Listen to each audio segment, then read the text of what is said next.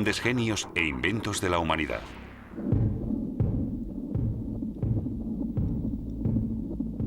La imagen de un bebé en el seno materno, hoy corriente, antes una sensación inimaginable.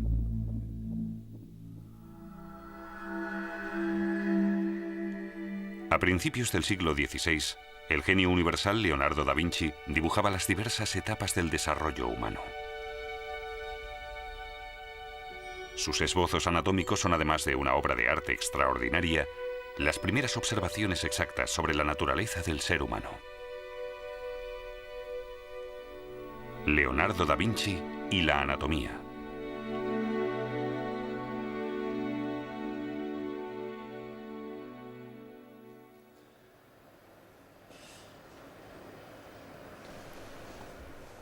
En Leonardo se juntan el interés por la ciencia y unas dotes sensacionales por el arte. Una feliz y única coincidencia para ambos ámbitos. Como uno de los primeros artistas, disecciona los cuerpos. Los conocimientos que adquiere a través de ello sirven a Leonardo para sus pinturas, para perfeccionar su representación y fuerza expresiva.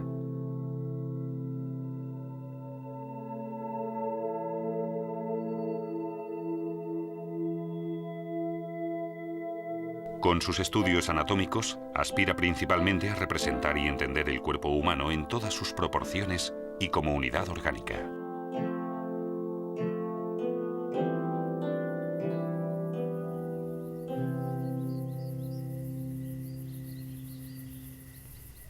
Leonardo da Vinci nace el 15 de abril de 1452, hijo ilegítimo de una campesina, Caterina, y el notario, Serpiero, en un pueblo de la Toscana.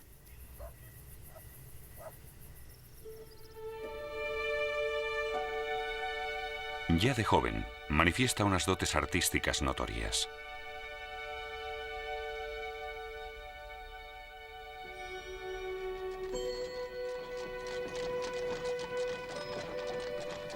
En 1469, Leonardo se traslada con su padre a Florencia. Allí ayudará durante 12 años al respetado artista y escultor Andrea del Verrocchio. Durante sus trabajos en la pintura de Verrocchio, el bautismo de Cristo, Leonardo demuestra por primera vez su talento. El ángel de la izquierda es obra suya.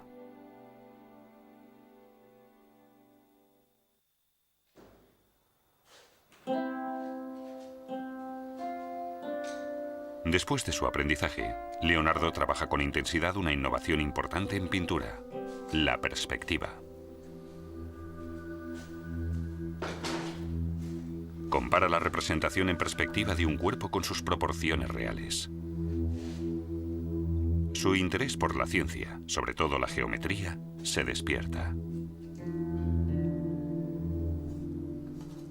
Leonardo es un investigador de pies a cabeza. Sus ganas por percibir y representar la realidad son tan fuertes que no se contenta con una sola disciplina. Estudia geología, construcción, botánica e ingeniería militar, aunque sobre todo anatomía. Concreta sus estudios en cientos de dibujos.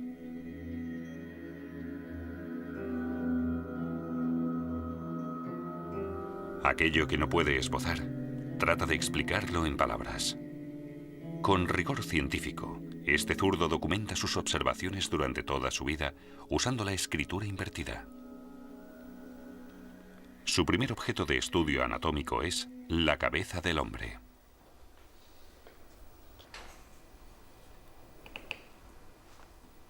Cuidadosamente prepara diversos cráneos para poder dibujarlos desde diferentes ángulos.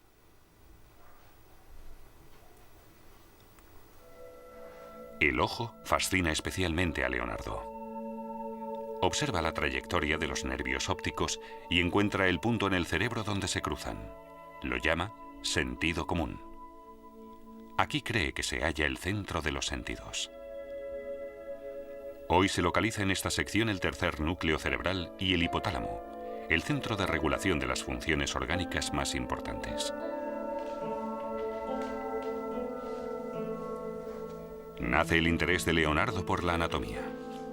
Estudia la literatura especializada, una oferta muy limitada, porque el descuartizamiento de cuerpos se considera desde hace tiempo un delito. Se considera que el padre de la anatomía humana es el médico griego Galeno de Pérgamo, que vivió en Alejandría en el siglo II después de Cristo. Al estar prohibido practicar autopsias en seres humanos, desmiembra monos y osos. Los conocimientos que adquiere de aquello los traslada al ser humano. Los trabajos de Galeno sobre anatomía estuvieron vigentes durante siglos, y durante mucho tiempo nadie los cuestionó. En 1483, Leonardo interrumpe su exploración anatómica. Se presenta como ingeniero constructor de fortalezas ante la corte de Milán. Junto a la construcción de armas, también dibuja figuras ecuestres.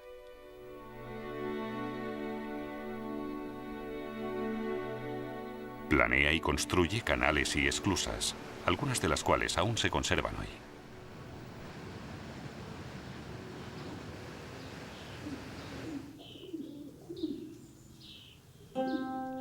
Cuando las tropas francesas invaden Milán en 1499, Leonardo pierde su puesto.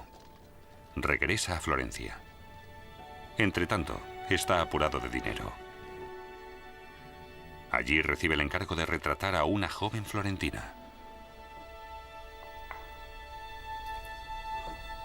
Durante 2 años se dedica al retrato de la Mona Lisa, para el que nuevamente emplea nuevas técnicas de pintura, la difuminación de los contornos y el encubrimiento de los colores.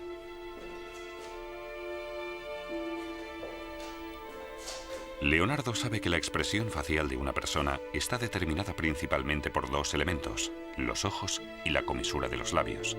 Por eso no define a propósito ninguna de las 2 partes, dejando que se desdibujen entre sombras. Así crea el misterioso rostro sonriente de la Mona Lisa.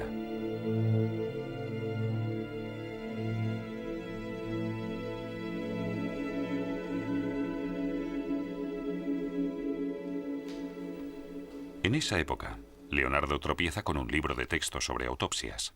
El autor es el anatomista Mondino de Lucci, que enseñaba en Bolonia a principios del siglo XIV. En el año 1302, los juristas de la Universidad de Bolonia forzaron una autopsia porque sospechaban un asesinato por envenenamiento.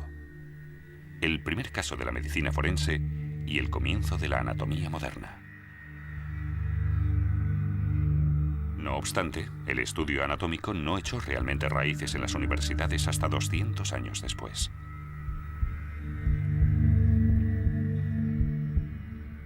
En 1503, Leonardo descubre que en el Hospital Florentino de Santa María Nuova se realizan regularmente disecciones de cadáveres. Los muertos son ajusticiados por quienes nadie más se interesa y que tienen denegado el sepelio.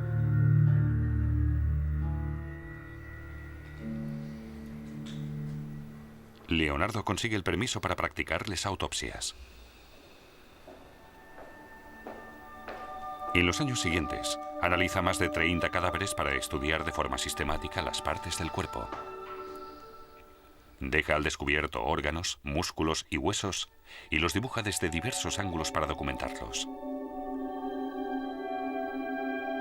En especial, queda fascinado por el cuerpo de un anciano de 100 años que no ha muerto electrocutado, sino por muerte natural, y que había puesto su cuerpo a disposición para ser estudiado. Leonardo usa la técnica de Modino y empieza por la pared abdominal, dejando al descubierto primero el estómago y el tracto intestinal, para luego avanzar hacia los órganos internos. Con la pluma deja constancia de cada paso. Descubre detalles anatómicos hasta entonces desconocidos, como el apéndice.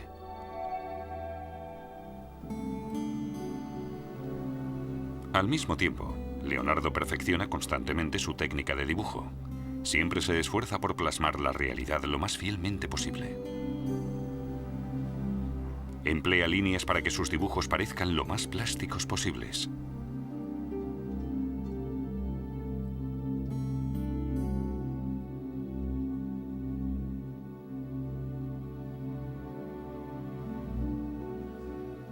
Leonardo intenta expresar diversas observaciones en un mismo dibujo. Quiere plasmar características típicas, no deformaciones accidentales.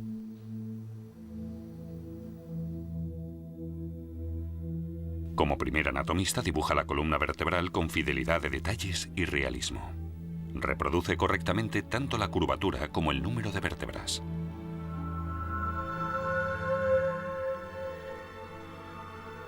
Pero como Leonardo no es médico, el hospital le deniega el acceso a los cuerpos. A la fuerza, continúa su investigación anatómica con cadáveres de animales. Estudiando el corazón de un cerdo, establece que el corazón, a diferencia de opiniones anteriores, es un músculo. Es mucho más potente que el resto de músculos y se abastece como ellos a través de venas y arterias.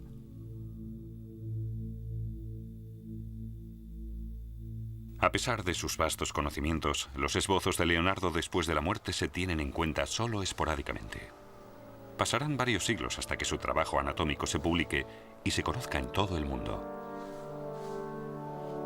Leonardo da Vinci no es el fundador de la anatomía moderna, pero sí que asienta las bases. Uno de los beneficiados es el médico flamenco Andreas Vesalius, que en 1542 escribe Historia de la medicina con su libro sobre la estructura del cuerpo humano.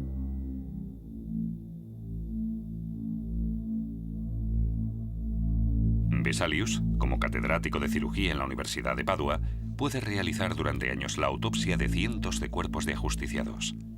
Sistemáticamente, estudia el cuerpo humano en su totalidad. Aunque Vesalius está falto de un talento: el dibujo. Por eso contrata a un artista reputado como Tiziano y a un discípulo de este, Stefan Kalkar, que ilustran para su manual de anatomía docenas de dibujos.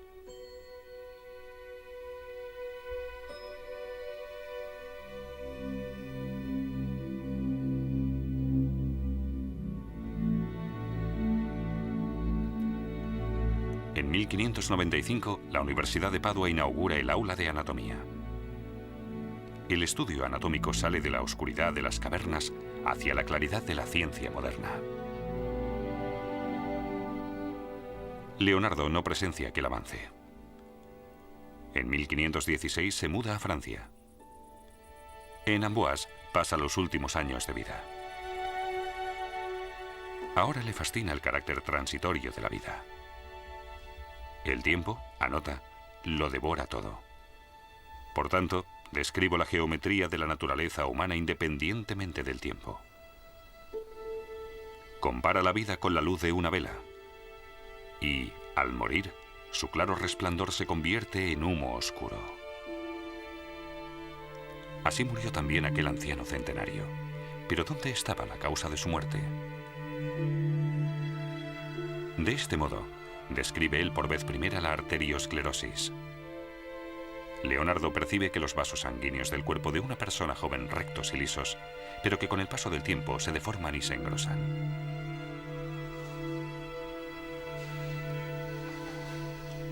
Leonardo da Vinci es quizás uno de los pocos hombres en los que se reúnen perfectamente la capacidad para la investigación científica y las dotes artísticas.